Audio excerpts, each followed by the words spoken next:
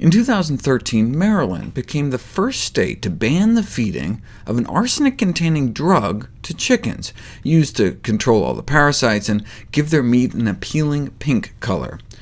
In 2011, FDA found that the livers of chickens fed this drug had elevated levels of inorganic arsenic, a known human carcinogen. In response, the drug's manufacturer, Pfizer, voluntarily pulled the drug off the U.S. market, although it's still sold overseas, including in places that continue to export chicken back to us. And a similar arsenic-containing drug for use in poultry is still available in the United States. But at least the ban kept Maryland farmers from using stockpiles of the drug.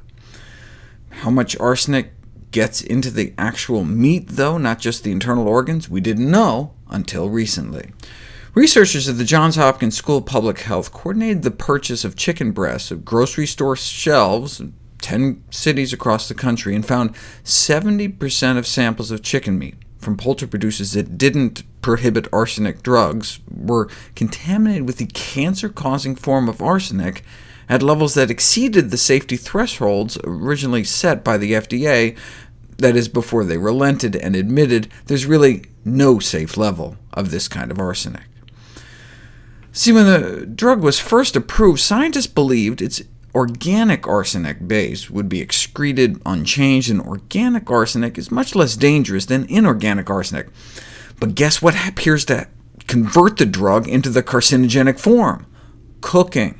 When chicken meat is cooked, levels of the arsenic-containing drug go down, and levels of carcinogenic arsenic go up, suggesting that the drug may degrade into the cancer-causing inorganic arsenic species during cooking.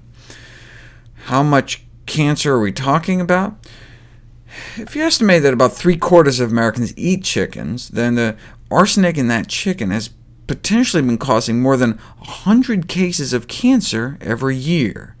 They conclude that eliminating the use of arsenic-containing drugs in chicken and pig production could reduce the burden of arsenic-related diseases in the U.S. population.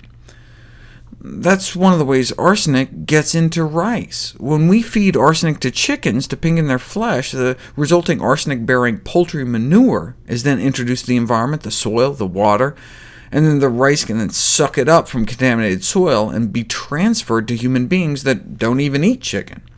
We're talking massive environmental contamination from the poultry industry. Nearly 2 million pounds of arsenic has been poured into the environment every year by the chicken industry alone in the United States. And now we're even seeing arsenic in food sweetened with organic brown rice syrup, so there's all these knock-on effects. It reminds me of the arsenic in apple juice story. Although the U.S. made lead and arsenic-based pesticides illegal years ago, they still persist in the soil, so even organic products are not immune. Yes, there's arsenic deposits naturally found in the Earth's crust, and there's other industrial contamination and pesticide use, but arsenic-containing poultry drugs have been deliberately administered to animals intended for human consumption for 70 years. Consequently, exposures resulting from the use of these drugs are far more controllable than our exposures from environmental sources.